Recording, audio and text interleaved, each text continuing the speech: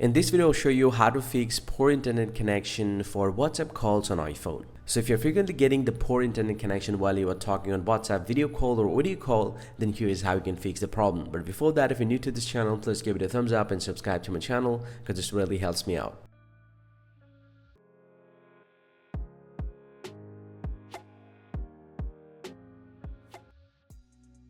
Was not fix the poor internet connection on WhatsApp call. Before you do anything, make sure to check out your internet connections. Swipe down for the very top and press and hold the network slider here. And if you're using Wi-Fi, then switch your network to a cellular data, or if you're still using the cellular data, switch it to Wi-Fi and see if that fixes your problem or not. And also you can enable the airplane mode for, let's say, 10 seconds, and after that turn it back off and see if that fixes your problem or not, because sometimes this simple process can restart the network system and most likely a problem is going to be solved. And after doing this process, if you find that you still have the same problem over and over again, then open up the App Store from your iPhone and then simply go ahead and search for WhatsApp here.